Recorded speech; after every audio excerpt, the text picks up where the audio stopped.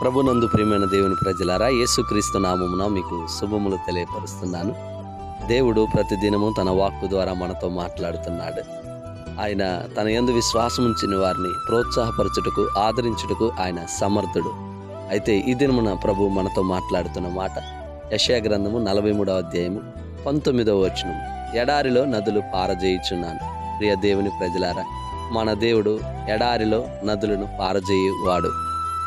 ప్రజలారా గమనించండి, ఇశ్రాయేలు ప్రజలు ఐగుప్తు నుంచి కానానుకు ప్రయాణంలో మీరు గమనించినట్లయితే వారి జీవిత ప్రయాణాన్ని 40 సంవత్సరాల ఆ అరణ్య ప్రయాణంలో ఎడారిలో ప్రయాణం చేస్తున్నప్పుడు వారికి తాగుటకు నీటిని బండ నుంచి అనుగ్రహించినట్లుగా వాక్యంలో చూస్తున్నాం. దేవుని ప్రజలారా, దేవుడు తన ప్రజల యందు ఎంతో ప్రీతి కలిగిన వాడు.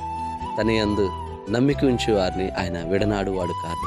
ఈ రోజున ఒకవేళ నీ జీవితం ఎడారిగా ఉన్నదా, అన్ని కోల్పోయి అన్నిటినీ పోగొట్టుకొని ఆరోగ్యాన్ని పోగొట్టుకున్నావు, ఆర్థిక స్థితిగతులను పోగొట్టుకున్నావు, ఆత్మీయతను పోగొట్టుకున్నావు, కృంగిపోయి ఉన్నావు, ఎడారి అయిపోయినది నీ జీవితం. అటువంటి స్థితిలో ఈ మాటలు ఆలకిస్తున్నట్లయితే ఆయన ఎడారిలో నదులను పారజేయువాడు.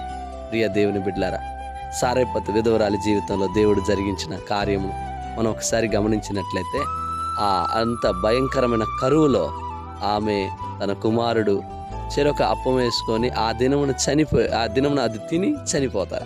ఆ తర్వాత వారికి ఆహారం లేదు. వారి జీవితం ఎడారి జీవితం అయిపోయినట్లున్నది.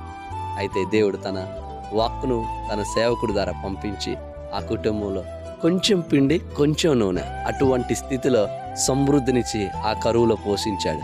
ఈ దినమున దేవుడు నీతో మాట్లాడుతున్నాడు. అన్నీ అయిపోయాయి, అంతా పోగొట్టుకున్నావు, అన్నిటినీ కోల్పోయావు, ఎడారిగా అయిపోయినది నీ జీవితం.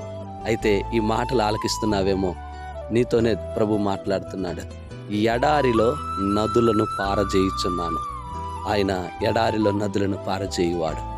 నీ జీవితంలో కూడా ఒకవేళ అన్నిటినీ కోల్పోయి అంతటినీ దూరం చేసుకొని అయిపోయింది నా జీవితం అనుకుంటూ ఈ దినం నీ మాటలు వింటున్నట్లయితే నిరీక్షించు, నీ కొరకు ద్వారం తెరవబోతున్నాడు దేవుడు. ఆశ పెట్టుకో, దేవుడు ఖచ్చితంగా నీ కోరికను సిద్ధింపజేస్తాడు. నీ జీవితం ఇంతటితో ఆగిపోయేది కాదు. నీ ఆత్మీయ జీవితాన్ని ఆయన మరలా పురికొల్పి నిన్ను బలపరిచి ఎక్కడైతే నువ్వు కోల్పోయావో, ఏవైతే నువ్వు కోల్పోయావో అదే స్థలంలో కోల్పోయిన వాటిని అనుగ్రహించే దేవుడు నీకు తోడుగా ఉన్నాడు. ప్రభు కృప నీకు తోడై ఉండును గాక. పరిశుద్ధుడు అయిన తండ్రి, గనుడు అయిన దేవ, ఎందరైతే ఈ మాటలు ఆలకిస్తున్నారో ప్రతి బిడ్డను బలపరచండి.